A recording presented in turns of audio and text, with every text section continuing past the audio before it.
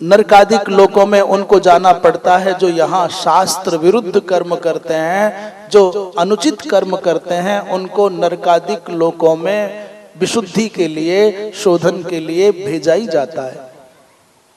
बहुत सरल भाषा में नरकों की अवधारणा को समझना है तो सबसे बढ़िया है मोबाइल।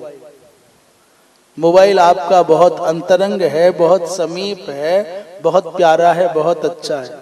कितना भी लाड़ से प्यार से रखो मोबाइल को, फिर भी कभी कभी उसमें गड़बड़ी आ जाती है। मोबाइल में क्या आ जाती है गड़बड़ी? क्या बोलते हैं उसको? हैंग हो गया, उसमें वायरस घुस जाता है। हो जाता है ना? मेरा मोबाइल गड़बड़ा गया, इसमें वायरस हो गया। तो ये वायरस क्या है? उस मोबाइल की स्वाभाविक प्रकृति के विरुद्ध जो कुछ है, विकृति है, वो वायरस है। मोबाइल में विकार होना, उसमें विकृतियां आना, जो हम नहीं चाहते वो हो जा रहा है, ये उसका विकार है। फिर क्या करते हैं? बोले मोबाइल को ऐसे सेंटर पर ले जाते हैं जहां उसका जानकार होगा, वो उसके एंटीवायरस के द्वारा या कोई संसाधनों के द्वारा उसको साफ सुथरा करके, क्लीन करके फिर आपको रिसेट करके लौटा देता है। अब झंझट नहीं है।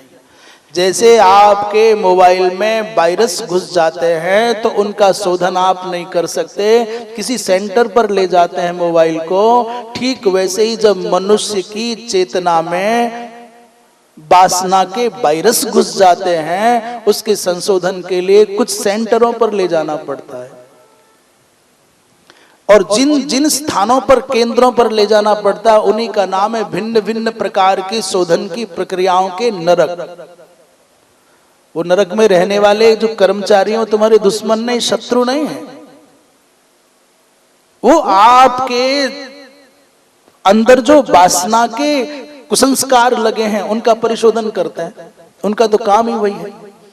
और जब जीव निर्वासन हो जाता है, जब जीव विशुद्ध हो जाता है, कर्मचारी यमराज से कहते हैं प्रभु अब इस समाज की सेवा करने के योग्य हो गया है, अब इसको मनुष्य शरीर दे करके भेजो धरती पर। तो नरक लोक अर्थात हमारे जीवन में आई हुई जो विकृतियां हैं, उनके परिशोधन के केंद्र का नाम नरक है।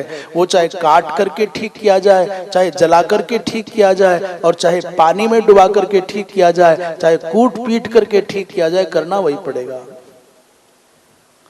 कोई नई बात नहीं है, आपके सबके जीवन में ऐसा होता है।